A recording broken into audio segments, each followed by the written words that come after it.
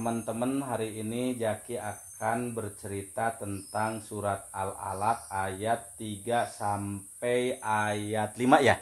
Ya. Nah, coba ayat 3-nya itu apa sih? Iqra warab bukal akrom. Kelihatannya surat Al-Alaq ayat 3 ini dengan ayat pertama hampir sama ya? Ya.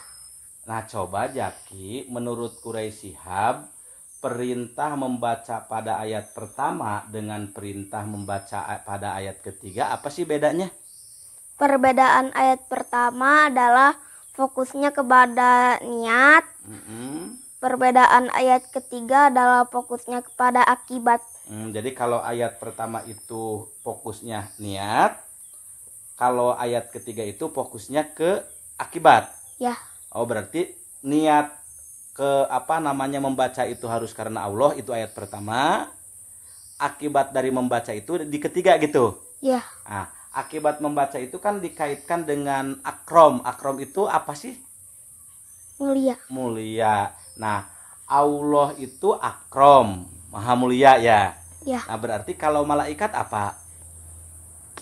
Kirom. Kirom. Kalau Al-Quran? Karim. Karim.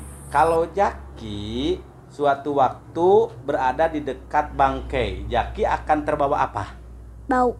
Bau. Kalau suatu waktu Ade Jaki berada di tempat minyak wangi, Ade Jaki bakal terbawa apa?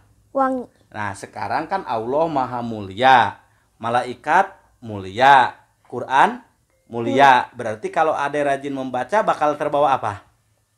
Kemuliaan. Berarti Ade akan mulia. Ya. Mau mulia apa mau tidak mulia? Mau mulia. Kalau mau mulia harus apa? Rajin membaca. Oke. Kemudian pada ayat keempat, Allah kan mengingatkan allama bil kolam. Kolam itu apa sih? Dalam bahasa Arab? Sesuatu yang diruncingkan. Nah, kalau dalam sekolah, ya di sekolah, di pendidikan, kolam itu berarti apa? Pensil atau pena.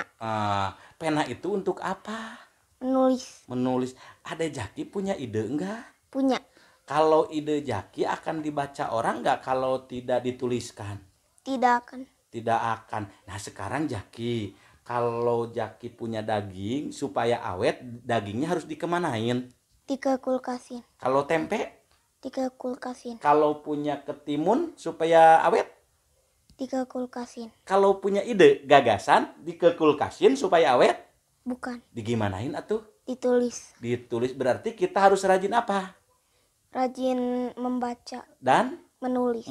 Berarti bukan hanya membaca saja, tapi juga harus menulis. Nah, baik. Pada ayat kelima, Allah menyebutkan allamal insana malam ya lam. Allah yang mengajari manusia ya?